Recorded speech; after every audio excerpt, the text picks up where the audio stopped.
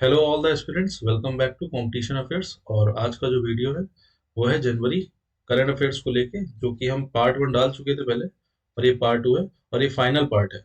इस वीडियो के बाद जनवरी का जितने भी मोस्ट इंपॉर्टेंट क्वेश्चंस हैं या एग्जाम पॉइंट ऑफ व्यू से जितने भी इंपॉर्टेंट क्वेश्चंस हैं, सब इन दो वीडियोस में कवर हो जाएंगे। तो इस वीडियो की शुरुआत करते हैं अपने पार्ट टू की।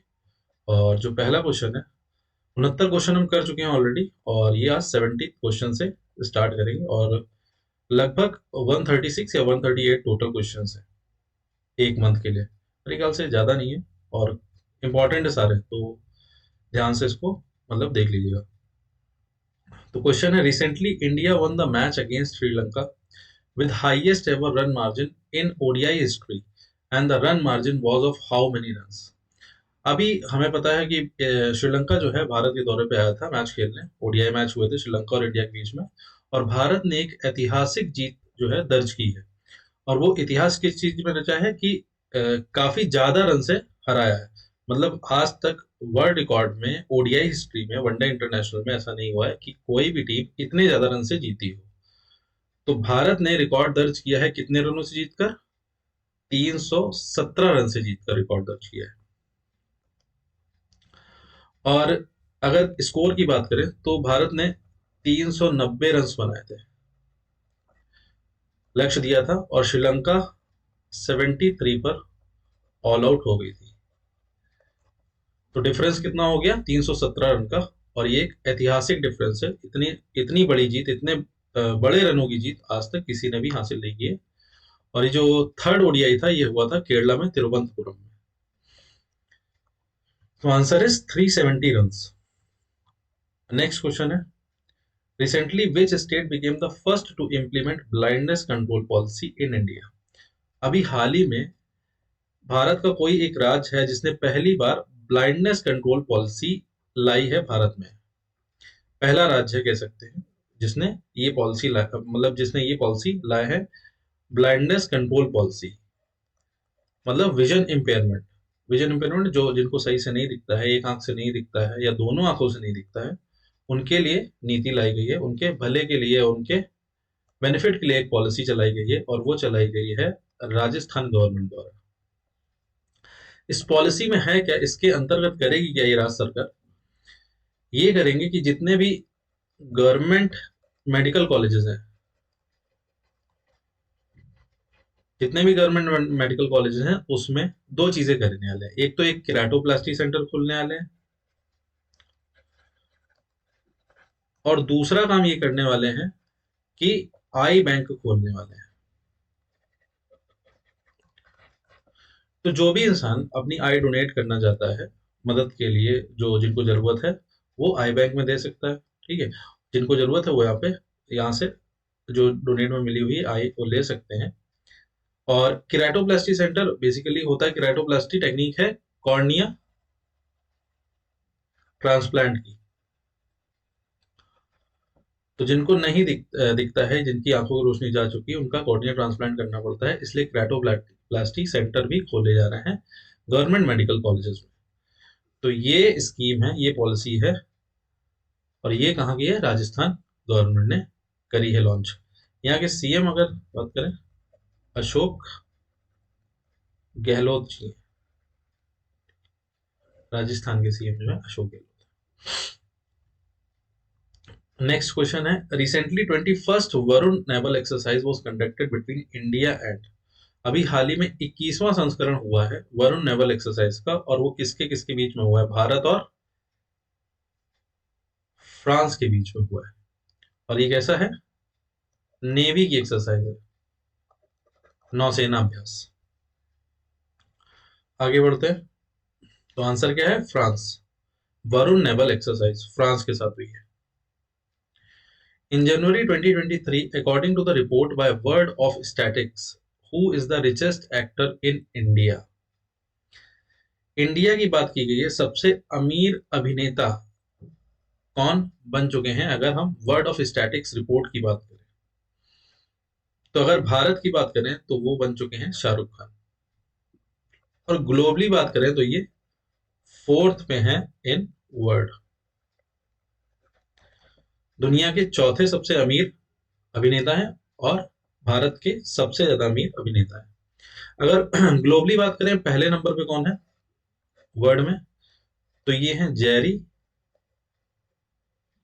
सिनफील्ड, और ये यूएसए के हैं, Jerry Seinfeld. So the answer is Shahrukh Khan, fourth richest in the world and first richest or the most richest in India, Shahrukh Khan. Next है, recently B20 India meeting started in, अभी हाल ही में B20 India, B stands for business, तो ये business को लेके एक सेगमेंट हुआ है B20 नाम का, जो कि G20 का सेगमेंट है। तो ये कहां पर हुआ है, गुजरात में, answer is Gujarat. ISRO's Shukrayaan 1 mission is plan to be launched by, ISRO का जो हमारी स्पेस एजेंसी है भारत की, शुक्रयान मिशन जो है लॉन्च करना चाहती है, और ये कब तक लॉन्च करने का प्लान है, ये है 2031 तक का। वीनस, शुक्रयान किस प्लानेट के लिए, वीनस के लिए। वीनस किस लिए जाना जाता है, hottest planet of our solar system, हमारे सोलर सिस्टम का सबसे गर्म, जब सबसे ज्यादा तापमान वाला प्लैनेट है ये।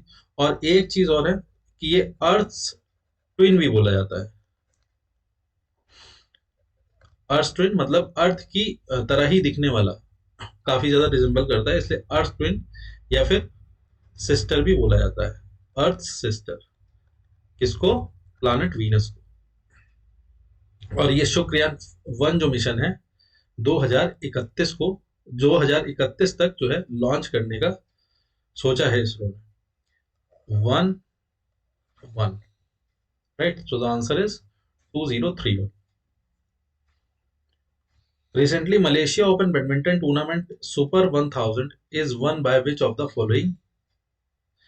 इनमें से किसने भी हाल ही में, जो मलेशिया ओपन हुआ है, एक बैडमिंटन टूर्नामेंट है जिसका नाम सुपर 1000 टाइटल से भी हम ये भी पूछा सकता है, मलेशिया ओपन ना दे, सुपर 1000 टूर्नामेंट अगर बोल दें तो आप यही जान लीजिएगा कि मलेशिया ओपन है। तो ये किसके द्वारा जीता गया अभी हाल ही में, तो ये डेनमार्क के खिलाड़ी हैं। अगर मेंस कैटेगरी की बात करें, डेनमार्क के खिलाड़ी हैं विक्टर एक्सेल्सन, डेनमार्क के हैं, इन्होंने जीता है मलेशिया ओपन सुपर 1000 टाइटल। अच्छा, अगर फीमेल कैटेगरी की बात करें, वुमेन सिंगल, फीमेल महिला कैटेगरी में कौन जीता है, इनको अगर आप जानते हो या इनको आप फोटो से पहचान पा रहे हो, तो ये है अकेन यामागुची, और ये कहाँ की है, जापान की प्लेयर है, Akane Yamaguchi in female category singles में, और जो मेन कैटेगरी में सिंगल्स में विक्टर एक्सेल्सन, डेनमार्क के हैं।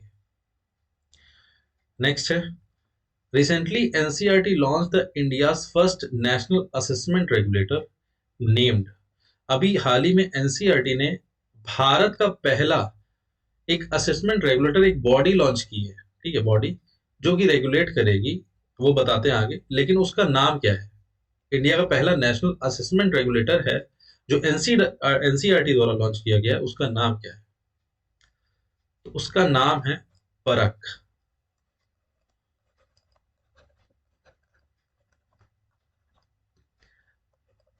परख नाम है इसका, ठीक है। और परख बेसिकली इसका उद्देश्य ये था लॉन्च करने का कि जो भी भारत की तरफ से 2020 में घोषणा हुई थी एनईपी की, नेशनल एजुकेशन पॉलिसी लॉन्च करने की, इसको लेकर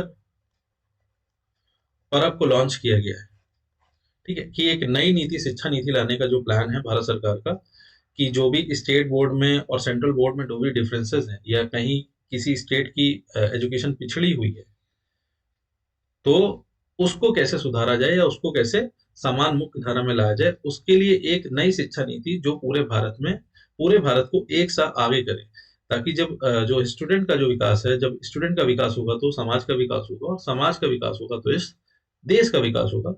इस जो है उद्देश्य को लेके नई शिक्षा नीति की जो है नींव रखी गई थी 2020 में। और पहला स्टेट जो एनईपी को फॉलो करने वाला है वो है कर्नाटक, फर्स्ट टू इम्प्लीमेंट।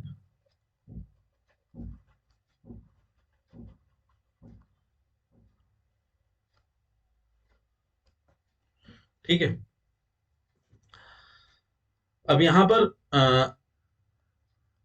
परख का फुल फॉर्म अगर हम बात करें, एक अरे ये मिस हो गया, सॉरी सॉरी सॉरी। हम बात कर रहे थे यहाँ पे परख की फुल फॉर्म की, तो यहाँ पे परख परख का जो फुल फॉर्म है, पी फॉर परफॉर्मेंस है, ए फॉर असेसमेंट है, आर फॉर रिव्यू है, ए फॉर एनालिसिस है, analysis of knowledge, for holistic development.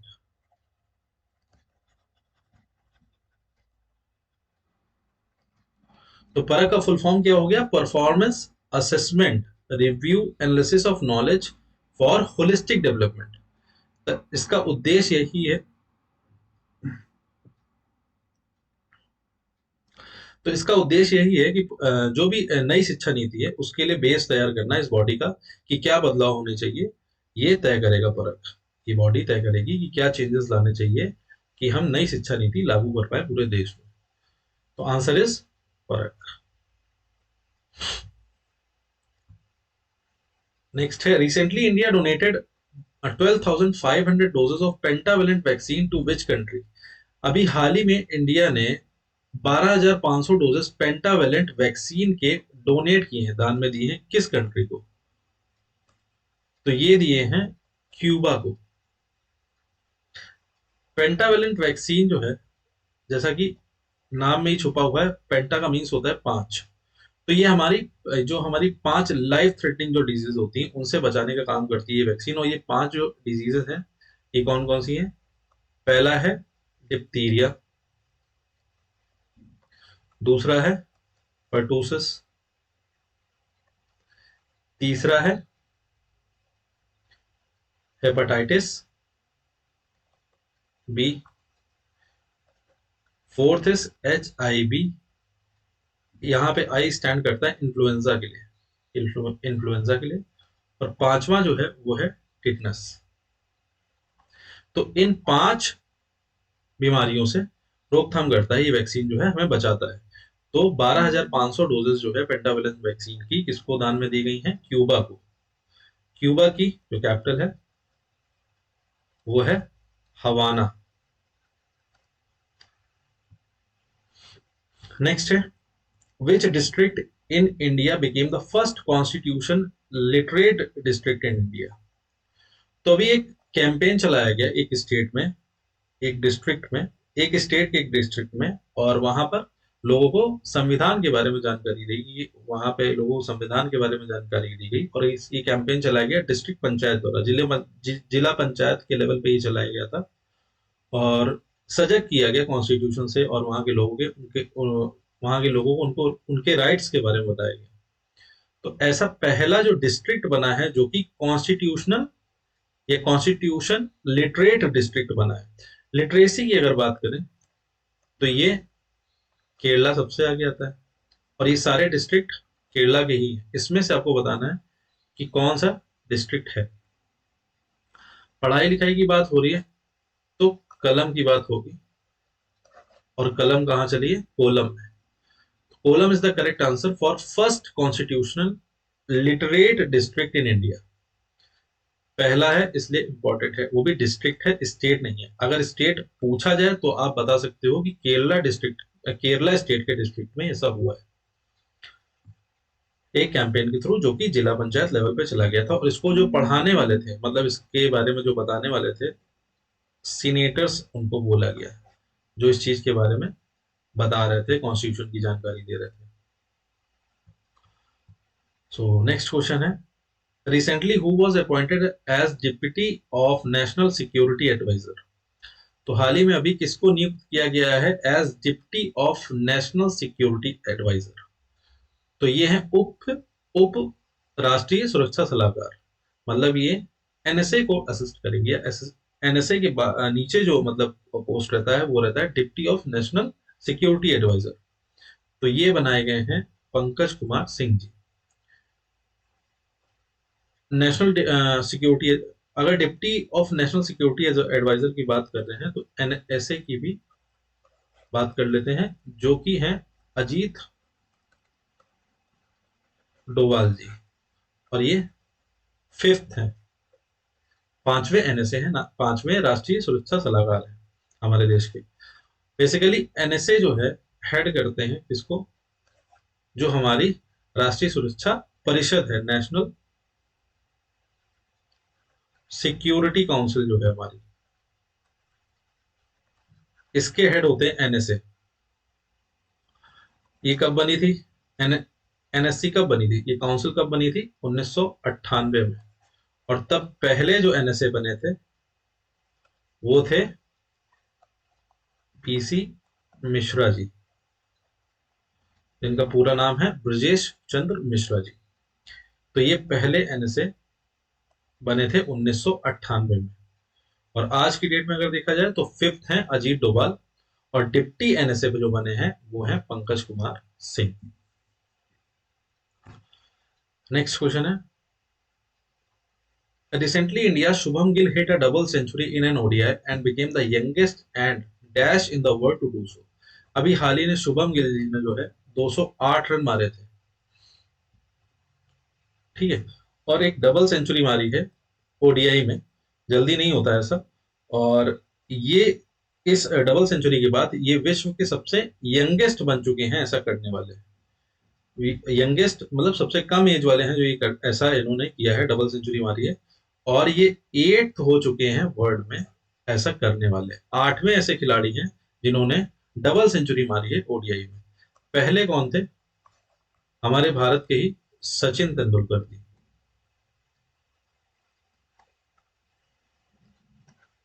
ये थे जिन्होंने पहली बार 200 रन मारे थे ओडीआई में वर्सेस साउथ अफ्रीका। और ये शुभम गिल आज की डेट में 8वें ऐसे खिलाड़ी हैं जो जिन्होंने 200 का आंकड़ा पार किया है। नेक्स्ट क्वेश्चन है, recently a book come let's run is authored by. अभी हाल ही में एक किताब लिखी गई कम लेट्स रन, ये किसके द्वारा लिखी गई? तो ऑप्शन है माँ सुब्रमण्यम, रोशनी नादर, महेंद्र सिंह धोनी, संकेत सागर। तो ये लिखी गई है माँ सुब्रमण्यम द्वारा। इसके ऑथर है माँ सुब्रमण्यम। कम let's run, Ma Subramanian. Recently second phase of Sansad Khel Mahakumbh 2023 was inaugurated in. अभी संसद खेल महाकुंभ जो है उद्घाटन हुआ 2023 का, कहां पर हुआ है? तो ये हुआ है बस्ती डिस्ट्रिक्ट में। अब आप बताओ कि बस्ती डिस्ट्रिक्ट कहां पर है? Bihar, UP, Madhya Pradesh, waste Bengal. तुम्हारा बस्ती जो डिस्ट्रिक्ट है वो है यूपी में। तो इसका आंसर क्या हो जाएगा? Uttar Pradesh. India's first UT to completely shift to E governance mode of administration. E governance क्या होती है? जो डिजिटल मोड जो है अपना ले, ई गवर्नेंस गवर्नेंस का, शासन को संभालने का जो डिजिटल मोड कर लें, और पूरी तरह ये डिजिटल हो गए हैं। एडमिनिस्ट्रेशन की अगर बात करें, शासन को संभालने की डिजिटल प्रोसेस पूरी तरह अडॉप्ट कर लिया है। तो पहला ऐसा यूटी है जिसने पूरी तरह अडॉप्ट कर लिया है। यूटी है, स्टेट नहीं है। इंडिया का पहला ऐसा यूटी जिसने पूरी तरह ई गवर्नेंस मतलब डिजिटल मोड ऑफ एडमिनिस्ट्रेशन को अडॉप्ट कर लिया है। तो ये है लद्दाख। अच्छा, यूटीज की बात हो रही है तो भारत में कितने यूटीज है? 7 हैं, 8 हैं, या 9 है? भाई हम 2019 के पहले तक पढ़ते थे कि 7 यूटीज हैं। 2019 में 2 यूटीज जोड़ी गई, जिसमें जेएंडके बनाई गई मतलब यूटीज, और लद्दाख को बनाया गया। ये 2 यूटीज जोड़ी गई थी। तो इस हिसाब से 7 + 2 9 होना चाहिए। बट 9 यूटीज नहीं है इंडिया में, 8 यूटी है। 9 नहीं है, 8 यूटी है। कैसे है? दो जोड़ तो दी गई थी तो 9 हो गई, लेकिन दो को मिला भी दिया गया था। दादर एंड नागर हवेली जो है, प्लस दमन एंड दीव को मिलाकर एक कर दिया गया था। इन दो को मिलाकर एक कर दिया गया था, तो जो एक एक्स्ट्रा था वो कम हो गया। तो इस तरह से 8 यूटीज हैं और 28 स्टेट्स हैं। 28 स्टेट्स एंड 8 यूटीज। ये क्वेश्चन एग्जाम में आ चुका है एक बार। So the answer is Ladakh for first UT to completely shift to E governance mode of administration. Answer क्या है? Ladakh. According to report Global 500 2023 by Brand Finance, world most valued brand is। अभी हाल ही में ब्रांड फाइनेंस ने एक report जारी की जिसका नाम था ग्लोबल 500। उसके आधार पर वर्ल्ड की सबसे ज्यादा वैल्यूड ब्रांड कौन सा है? तो सबसे ज्यादा वर्ल्ड का जो वैल्यूड ब्रांड है वो है एप्पल, नहीं अमेजोन। एप्पल पहले था, अब ये सेकंड हो गया है। फर्स्ट पे अमेजोन आ गया, थर्ड पे गूगल है। इंडिया की बात करें तो इंडिया का रिलायंस इंडिया जो है, रिलायंस, ये है 9th नंबर पर ग्लोबली, और ये first most valued in India. अगर इंडिया की बात करें तो रिलायंस है, और ये वर्ल्ड में 9th है। कंफ्यूज मत होइएगा। 9th in the world and first in India, most valued brand. और पूरे वर्ल्ड में जो पहले नंबर मोस्ट वैल्यूड ब्रांड है वो है Amazon. Answer is Amazon. According to global fire power index based on countries military strength, India ranked. अभी एक ग्लोबल फायर पावर सूची निकाली गई, इंडेक्स निकाला गया, जिसमें मिलिट्री स्ट्रेंथ की बात की, सैन्य क्षमता किस देश की कितनी ज्यादा है उसके आधार पर रैंक दिया गया। तो 145 कंट्रीज को इसमें रखा गया इस सूची में, जिसमें हमारा भारत जो है चौथे नंबर पर रहा है। तो आंसर इज फोर्थ। टॉप 3 की अगर बात करें तो यूएस, रशिया, चाइना, ये है टॉप 3, और हमारा फोर्थ है Bharat, India. So the answer is fourth. Next है, recently think 20 meeting was held in. अभी हाल ही में थिंक 20 जो कि G20 का पार्ट है, ये कहां पर हुई है? ये कहां पे आयोजित आयोजित हुई है थिंक 20? थिंक 20 हुई है मध्य प्रदेश में, मध्य प्रदेश के भोपाल में होगी। नेक्स्ट क्वेश्चन है, which IT brand topped the IT services 25 list 2023 in the world. तो किस आईटी ब्रांड ने इस लिस्ट को टॉप किया है? आईटी सर्विस 25 लिस्ट 2023 को किस आईटी ब्रांड ने टॉप करा है? तो ये है एक्सेंचर। एक्सेंचर आईटी ब्रांड है जिसने टॉप करा है, आईटी सर्विसेज 25 लिस्ट में टॉप कर रही है एक्सेंचर। नेक्स्ट है, recently the World Economic Forum selected which state in India for establishing its C4IR center, एक चुना गया है। Basically world economic forum, India में वर्ल्ड इकोनॉमिक फोरम ने इंडिया में एक सेंटर चुना है, और उनका ऐसा मानना है कि ये जो सेंटर हम चुन रहे हैं, मतलब ये जो WEF जो सेंटर्स बना रही है, वो किस उद्देश्य से बना रही है? फोर्थ इंडस्ट्रियल रेवोल्यूशन लाने की मतलब उद्देश्य से इस सेंटर को चुना गया। और ये सेंटर जो है भारत में चुना है WEF ने तेलंगाना में, हैदराबाद तेलंगाना में।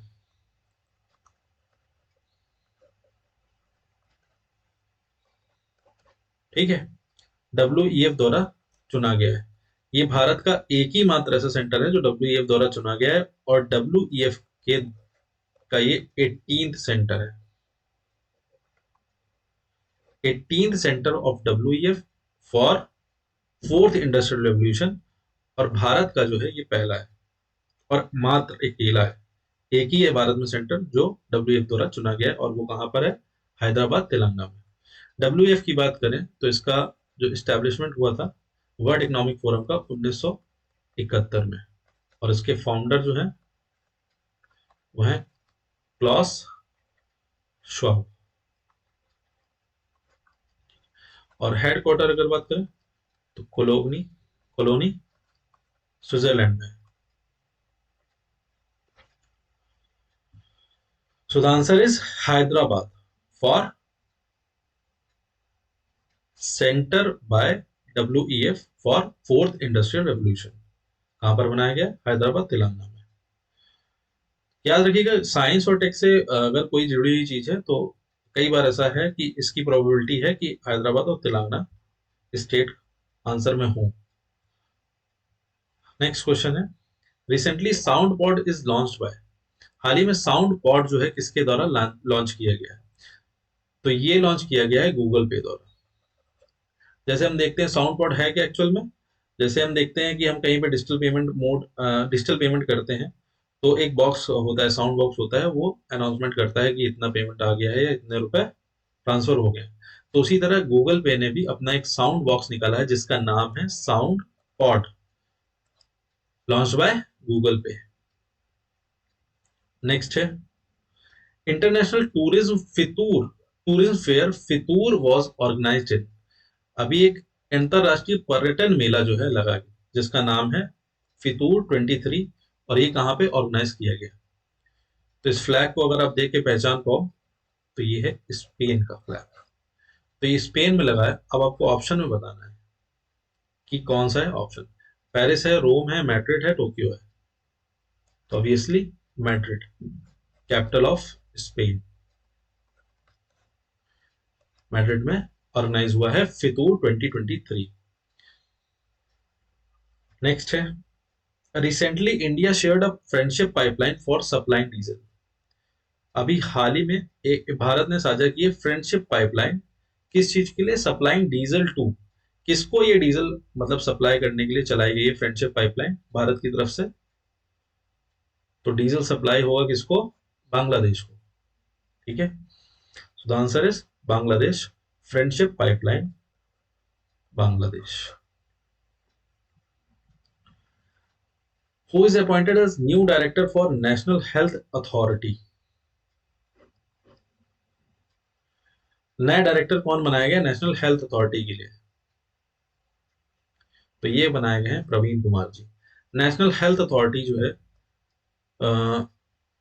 बेसिकली इसका जो बैकग्राउंड है वो है कि NHA जो है बनाया गया था, जिसका नाम था, अथॉरिटी नहीं था, ये एजेंसी था। और ये किसके अंडर में लॉन्च किया गया था?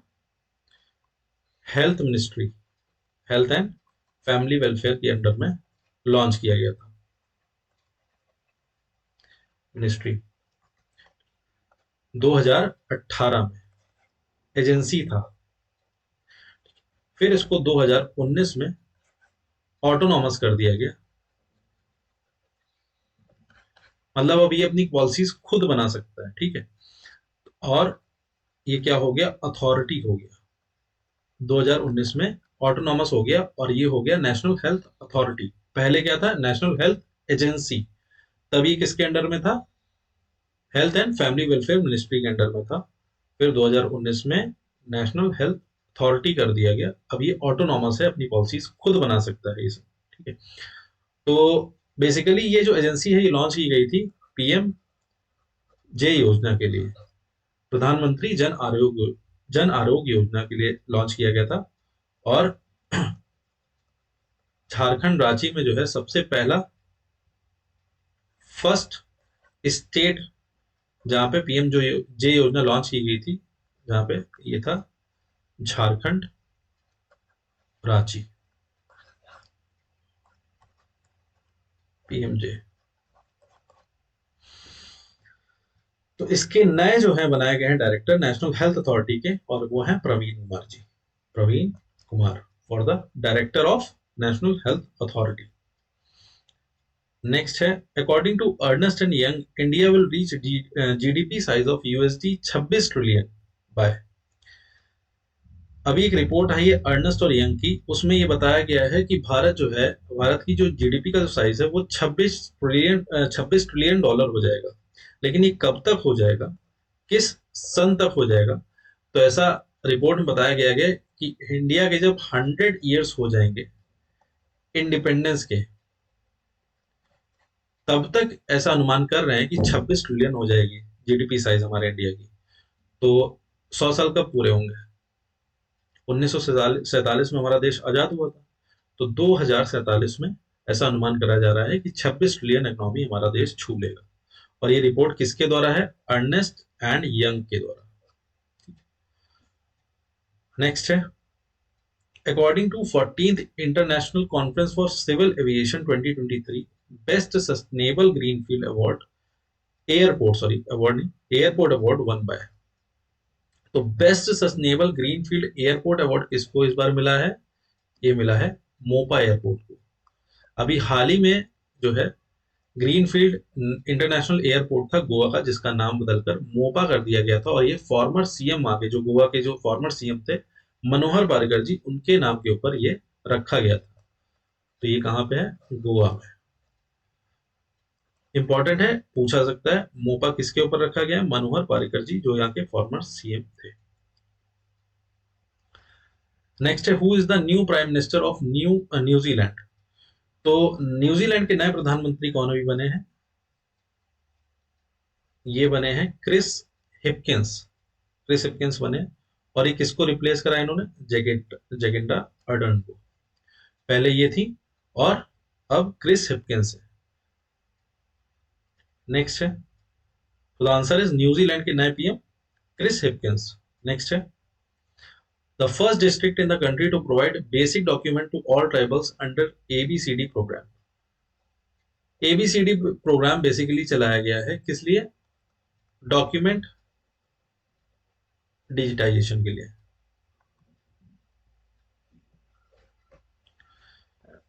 तो पहला डिस्ट्रिक्ट है, पहला ऐसा जिला है अपने भारत का, कंट्री में पहला ऐसा जिला है, ये इंपॉर्टेंट है कि पूरे भारत का पहला ऐसा जिला है जहां पर क्या प्रोवाइड किया गया? बेसिक डॉक्यूमेंट्स, जो भी मूल दस्तावेज होते हैं एक इंसान के अपनी आइडेंटिटी को शो करने के लिए, वो किसको बांटे गए हैं? किसको?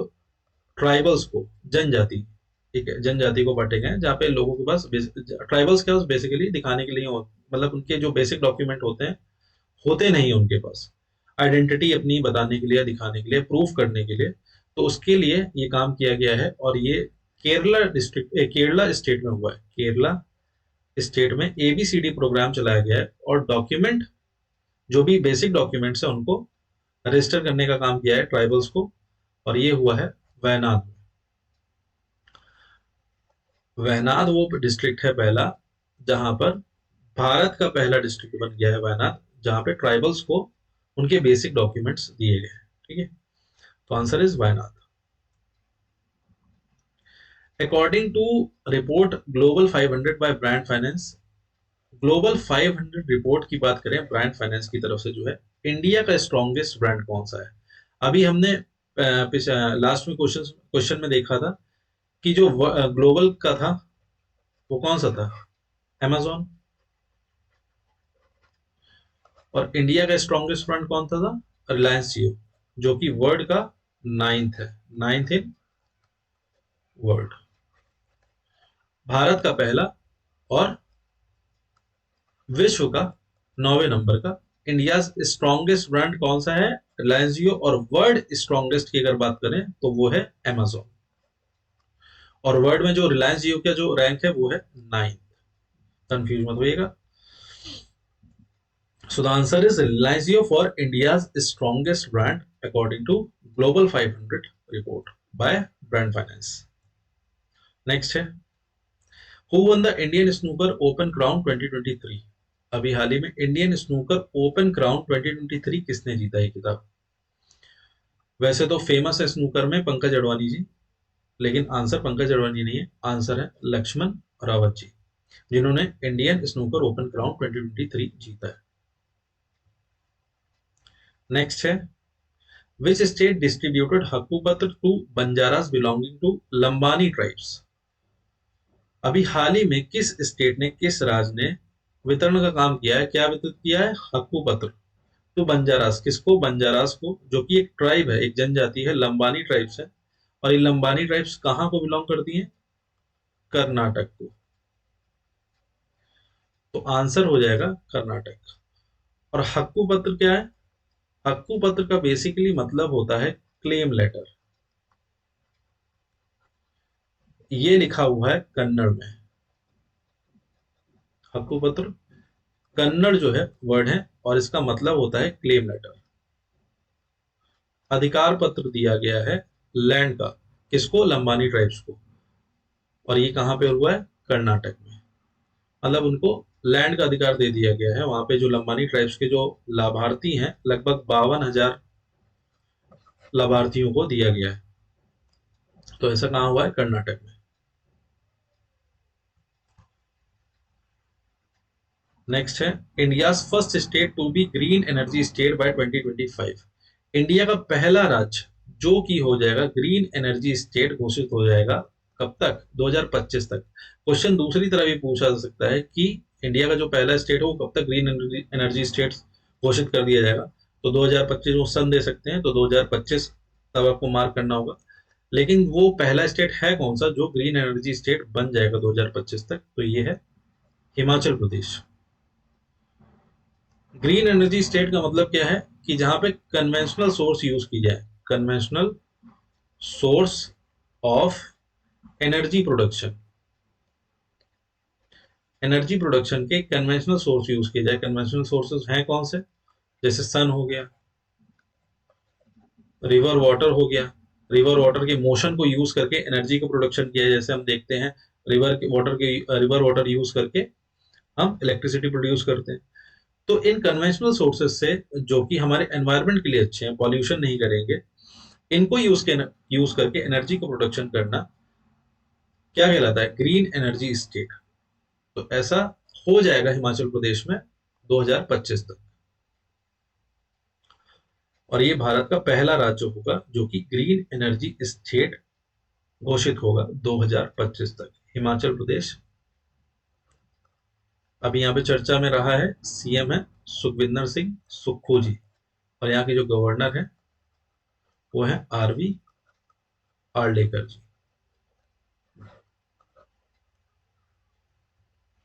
Next question, in January the international craft summit inaugurated in. अभी जनवरी में द इंटरनेशनल क्राफ्ट समिट हुई थी, और ये कहाँ पे इसका उद्घाटन हुआ है? तो इंटरनेशनल क्राफ्ट समिट का जो उद्घाटन हुआ है वो है जाजपुर में। जयपुर में नहीं, जाजपुर। और जाजपुर कहाँ पर है? उड़ीसा में। इसको एंशियंट कैपिटल ऑफ, प्राचीन कैपिटल बोला जाता है, ancient capital of Odisha. Odisha की प्राचीन राजधानी जाजपुर। तो जाजपुर है इसका उत्तर। The school of eminence report eminence project is launched in which state. अभी हाल ही में स्कूल ऑफ एमिनेंस प्रोजेक्ट चलाया गया है, किस स्टेट में, किस राज्य में ये लॉन्च किया गया? तो ये लॉन्च किया गया पंजाब में। और ये प्रोजेक्ट है बेसिकली 23 डिस्ट्रिक्ट हैं। पंजाब में 23 डिस्ट्रिक्ट है, और यहाँ पर 117 स्कूल्स जो है खोले जाएंगे। ठीक है, तो ये एजुकेशन से रिलेटेड प्रोजेक्ट है, और 23 डिस्ट्रिक्ट हैं जो वहां के 117 स्कूल खोले जाएंगे। Punjab is the correct answer for school of eminence project. Next है, recently who was appointed as the directorate general of civil aviation. DGCA किसको बनाया गया, नियुक्त किया गया अभी हाल ही में? Directorate general of civil aviation. तो ये है विक्रम देव दत्त जी, इनको बनाया गया DGCA. Next, India tri service exercise AMPHEX was conducted by Indian navy in. अभी हाल ही में एक ट्राई सर्विस एक्सरसाइज हुई है जिसका नाम है एमफेक्स, और वो किसके द्वारा कंडक्ट की गई है? इंडियन नेवी द्वारा। और वो कहां पर हुई है ये बताना है। तो बेसिकली ट्राई सर्विस एक्सरसाइज है, मतलब इसमें कोई दूसरा दूसरा मतलब कंट्री पार्टिसिपेट नहीं कर रहा है, दूसरे कंट्री के साथ एक्सरसाइज नहीं हुई। हमारी जो 3 सर्विसेज हैं, जो कि आर्मी है, नेवी है और एयर फोर्स है, इन्हीं तीनों ने पार्ट लिया है और ये एक्सरसाइज हुई है आंध्र प्रदेश में। A for AMPHEX, A for Andhra Pradesh. और ये कंडक्ट किसके द्वारा, हेड किसके द्वारा की गई, इंडियन नेवी द्वारा। नेक्स्ट है, who won the Indian open badminton championship 2023 in main category. Indian open badminton championship 2023 कौन जीता है मेन कैटेगरी में। अगर इनकी आप इनको तस्वीर से जानते हो तो ये हैं कुन लाबुत, और ये थाईलैंड के प्लेयर, थाईलैंड को बिलोंग करते हैं। अगर फीमेल वुमेन कैटेगरी की बात की जाए, कैटेगरी की बात की जाए तो ये हैं एन सी यंग, और ये साउथ कोरिया की प्लेयर है। ठीक है, तो अगर आपसे वुमेन कैटेगरी में पूछा जाए कि इंडियन ओपन बैडमिंटन बैडमिंटन में कौन जीता है तो ये है एनसी यंग, और अगर मेन कैटेगरी में पूछा जाए तो कुन लाबुत है। तो आंसर इज कुन लाबुत। The book India's knowledge supremacy the new dawn is authored by. अभी हाल ही में एक किताब लिखी गई India's knowledge supremacy the new dawn, ये किसके द्वारा लिखी गई है, ये लिखी गई है अश्विन फर्नांडिस द्वारा। तो इसके ऑथर हैं अश्विन फर्नांडिस। नेक्स्ट है, रिसेंटली 14 डिजिट यूएल पिन। यूएल पिन का फुल फॉर्म है unique land parcel identification number, और ये लॉन्च किया गया है किस उद्देश्य से, लैंड रिकॉर्ड को रखने के लिए। लैंड रिकॉर्ड्स के लिए ये एक पिन लॉन्च करा गया है जो कि कितने डिजिट का होगा, ये भी पूछा सकता है कि यूएल पिन लॉन्च किया गया है, ये 14 डिजिट का है और ये लॉन्च किया गया है लद्दाख में लैंड रिकॉर्ड रखने के लिए। जैसे आधार कार्ड है, तो हम आधार कार्ड कहीं पे भी अपना अगर डालेंगे तो हमारी बेसिक इंफॉर्मेशन खुल के आ जाएगी। इसी तरह यूएल पिन है जो unique land parcel identification number है, जैसे ही इसमें हम मतलब इस पिन को जैसे ही रजिस्टर करेंगे तो हमारा जितना भी लैंड रिकॉर्ड है वो रजिस्टर हो जाएगा और पता चल जाएगा जो भी लैंड के बारे में जितना भी मतलब लेखा जोखा है वो सब यूएल पिन के थ्रू पता चल जाएगा। और ये लॉन्च किया गया कहाँ पर, लद्दाख में, और ये अल्फा न्यूमेरिक होगा। जैसे हमारा जो आधार कार्ड है वो न्यूमेरिक रहता है, केवल नंबर, आधार कार्ड नंबर होता है अल्फा न्यूमेरिक जिसमें अल्फाबेट्स भी हो और नंबर भी हो। तो ये अल्फा न्यूमेरिक होगा 14 डिजिट का यूएल पिन लद्दाख। नेक्स्ट है, India's first STEM education innovation and learning centre Thiru Anbil Mahesh Poyyamozhi is inaugurated in. Bharat का पहला स्टेम सेंटर या स्टेम एजुकेशन सेंटर जिसका नाम है थीरू अनबिल महेश पोयामोजी, ये कहां पर उद्घाटन हुआ है इसका। तो स्टेम एजुकेशन क्या होती है, स्टेम एजुकेशन होती है science, STEM stand for science, tech, engineering और मैथ्स, मैथमेटिक्स। तो ऐसा पहला भारत का पहला स्टेम एजुकेशन जो सेंटर खोला गया है वो खोला गया है तमिलनाडु में। तो आंसर क्या होगा, चेन्नई। कोलम और वायनाड ये केरला के हैं डिस्ट्रिक्ट, और मंड्या कर्नाटक का है डिस्ट्रिक्ट। तो इसलिए तमिलनाडु है आंसर आपका, इसका चेन्नई आंसर होगा। तो भारत का पहला स्टेम एजुकेशन जो इनोवेशन और लर्निंग सेंटर है कहां पर खोला गया, तमिलनाडु में। Which state has won the award for best police station in 2022? 2022 में अगर बात करें तो बेस्ट पुलिस स्टेशन अवार्ड किस राज्य में दिया गया है, या किस राज्य के पुलिस स्टेशन को दिया गया है। तो ये दिया गया है अस्का पुलिस स्टेशन को। अगर आप जानते हैं अस्का डिस्ट्रिक्ट कहां पे है तो ये है उड़ीसा में, और इसी को इस बार का बेस्ट पुलिस स्टेशन दिया गया है। Well, best police station basically किसके लिए मिलेगा, लॉ एंड ऑर्डर मेंटेन करने के लिए मिलेगा और प्रशासन अच्छी तरह चलाने के लिए मिलेगा पारदर्शिता के साथ। तो Orissa is the right answer which has for best police station in 2022। Orissa Aska police station, अगर पुलिस स्टेशन का नाम पूछा जाए तो अस्का पुलिस स्टेशन है, और कहां पर है, उड़ीसा में। रिसेंटली एक्सरसाइज प्रलय वॉज कंडक्टेड बाय। प्रलय अभी कंडक्ट की गई है और ये एक वायुसेना अभ्यास था जो कि इंडियन एयरफोर्स द्वारा जो है कंडक्ट किया गया था। आंसर है इंडियन एयरफोर्स। एक्सरसाइज पुरले इंडियन एयरफोर्स द्वारा कंडक्ट की गई थी। नेक्स्ट है, who won the award for the best actress at 21st Dhaka international film festival. अभी ढाका में ये 21st Dhaka international film fair festival जो है, फिल्म फेस्टिवल जो है आयोजित हुआ था, और यहाँ पर हमारे भारतीय जो है एक चुनी गई बेस्ट एक्ट्रेस के लिए। तो ये है केतकी नारायण जी, जिनको चुना गया बेस्ट एक्ट्रेस का खिताब दिया गया, और कहाँ पर, Dhaka international film fair festival में। ठीक है, सॉरी बार बार मैं फिल्म फेयर बोल जा रहा हूँ, film festival, Dhaka international film festival. और बेस्ट एक्ट्रेस का अवार्ड किसको है? केतकी नारायण, और ये कहाँ को बिलोंग करती है? महाराष्ट्र को।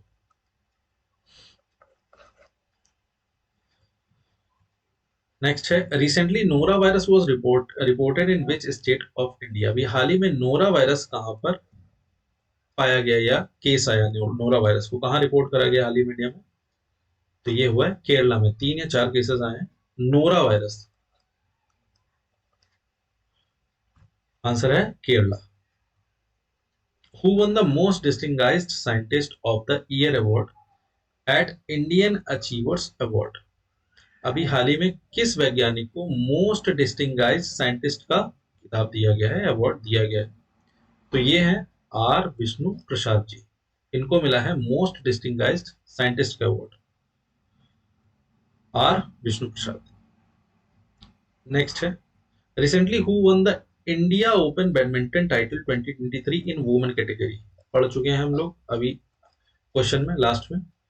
तो इंडिया ओपन में वुमेन कैटेगरी में कौन था? NC young, Indian NC young. Indian open में कौन है? एनसी यंग, वुमेन कैटेगरी में। नेक्स्ट है, recently first edition of Saras fair, सारस मेला जो है, और इंपॉर्टेंट इसलिए क्योंकि इसका पहला संस्करण था सारस फेयर का, ये कहां पर उद्घाटन हुआ है इसका? इसका उद्घाटन हुआ है जम्मू एंड कश्मीर। तो first edition of Saras fair 2023 कहां पर? Jammu and Kashmir. Recently NASA announced its ambitious project Draco to be launched bye.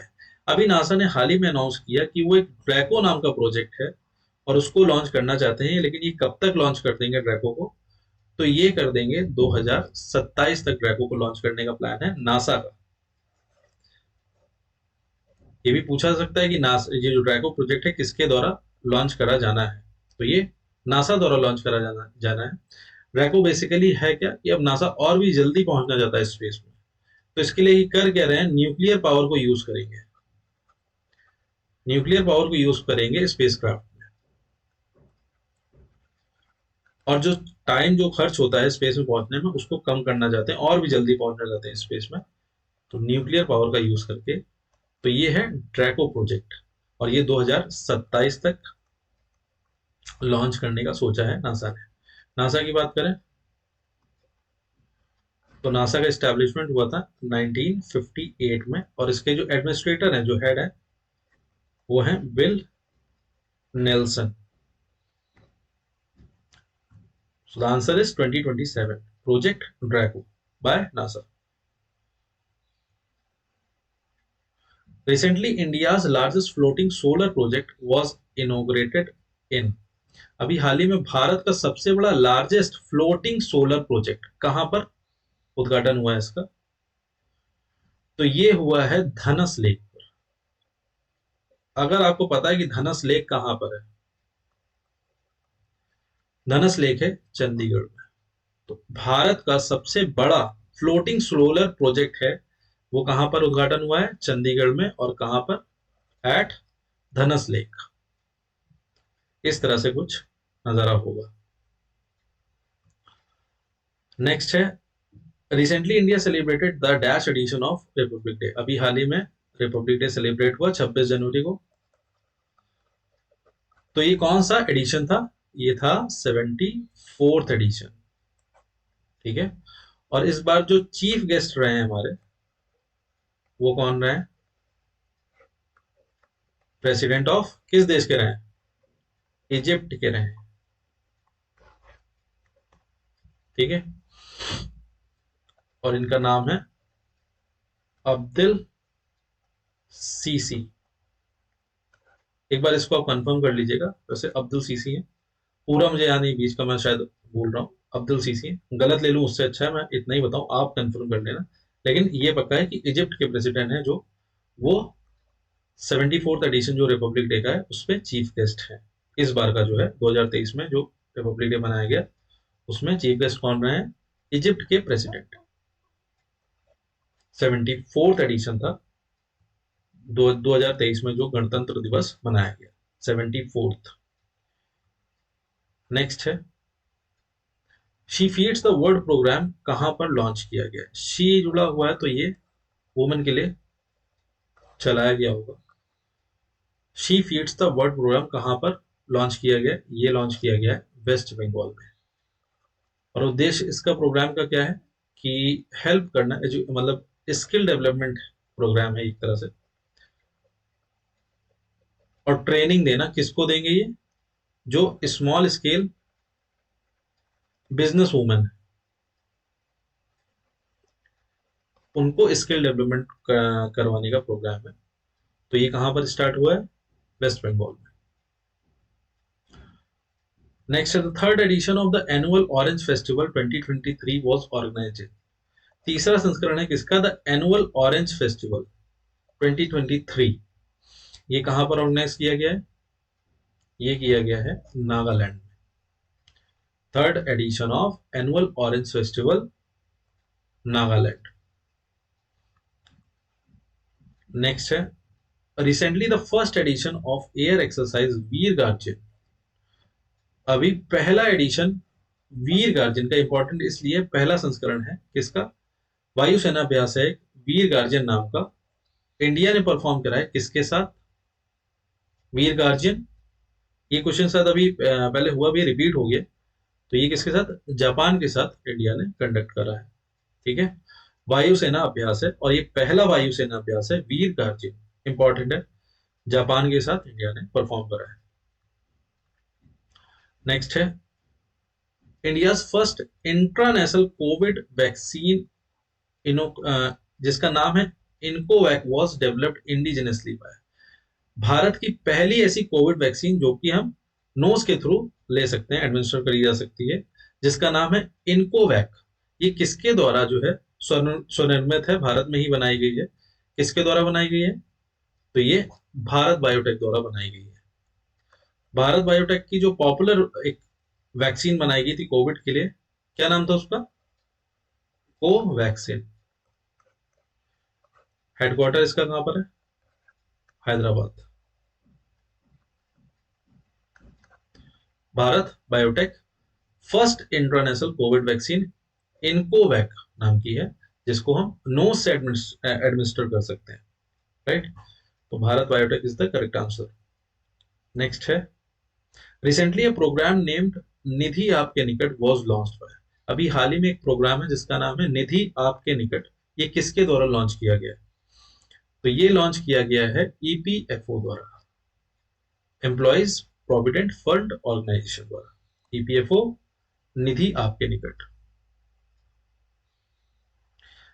Recently project aspirations was launched in. अभी हाल ही में प्रोजेक्ट एस्पिरेशंस कहां पर लॉन्च हुआ है? तो ये लॉन्च किया गया है तेलंगाना में। और ये project aspirations basically educational programme है, सॉरी, एजुकेशनल प्रोग्राम है ये,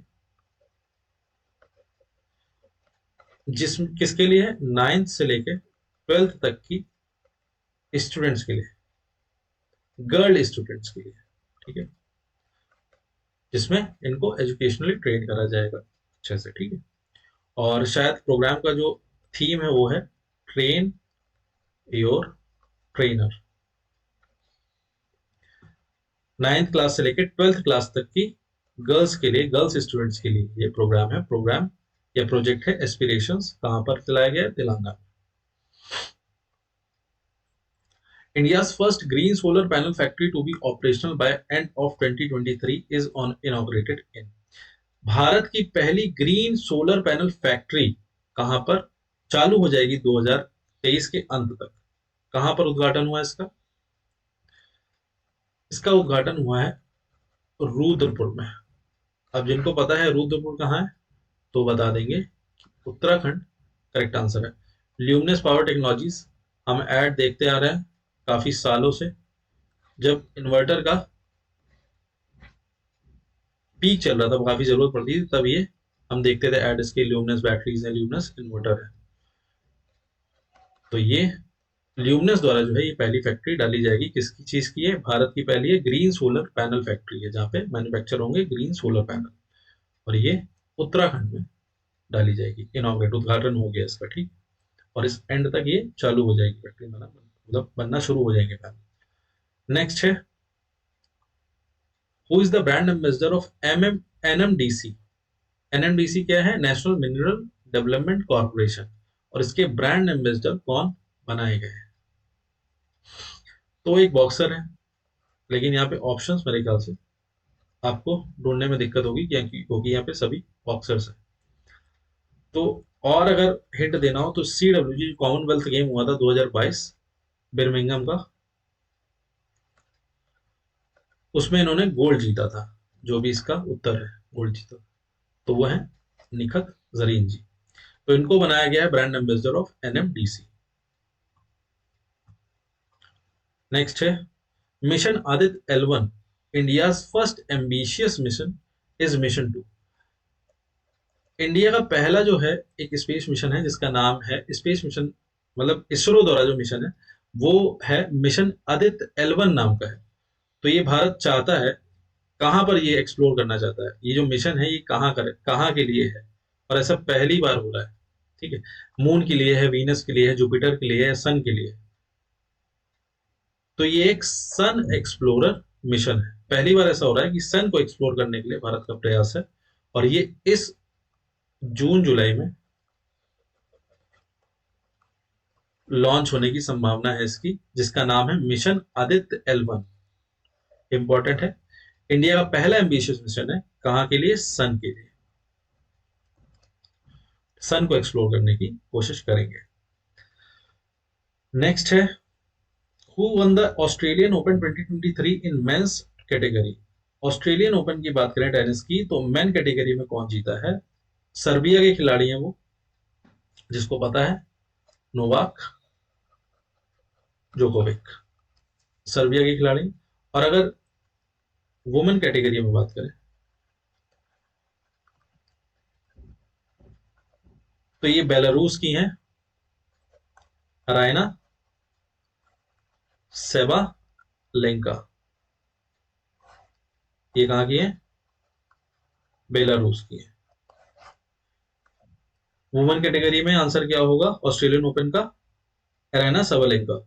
और मेन कैटेगरी में नोवाक जोकोविक, जो कि सर्बिया के। तो दोनों ही में बता दिया है कि अगर मेन कैटेगरी का पूछा जाए ऑस्ट्रेलियन ओपन में तो नोवाक जोकोविक, और अगर वुमेन कैटेगरी में पूछा जाए तो अरेना सबलेंका, बेलारूस की है। नेक्स्ट है, 24th edition of khadi fest 2023 was inaugurated recently। 24वां संस्करण है किसका? खादी फेस्ट का। खादी का नाम लेते ही आप गुजरात में कंफ्यूज मत होना। इसका आंसर है मुंबई में ये फेस्ट उद्घाटन हुआ है इसका। खादी फेस्ट 2023 का उद्घाटन कहाँ हुआ है? मुंबई में। गांधीनगर मत लगा देना, गुजरात मत सोचना, खादी का नाम सोचना, ठीक। तो Mumbai is the correct answer for khadi fest 2023, और ये 24वां एडिशन है, 24th एडिशन। नेक्स्ट है, which state was the tableau winner at the 74th Republic Day? कर्तव्य पथ पर झांकी निकलती है हर स्टेट की। रिपब्लिक डे का जब सेलिब्रेशन होता है तो कर्तव्य पथ पर हर स्टेट से है, हर स्टेट की तरफ से एक झांकी, टैब्ल्यू का मतलब होता है झांकी, और हर स्टेट जो है निकालता है अपनी एक झांकी। तो इस बार की जो झांकी के जो विजेता रहे हैं, कौन सा स्टेट रहा है? वो रहा है उत्तराखंड। और उत्तराखंड की जो झांकी का नाम जो है, ये आप देख सकते हो इस तरह का था, जिसका नाम है, ये इंपॉर्टेंट है, और इसका नाम है मानस खंड, राइट। इसका नाम है मानस खंड। जो उत्तराखंड की झांकी थी उसका नाम था मानस खंड, और इसकी जो थीम है आप देख पा रहे हो, अगर आप इस पिक्चर में देख पा रहे हो तो मंदिर है, तो थीम कैसी है? रिलीजियस।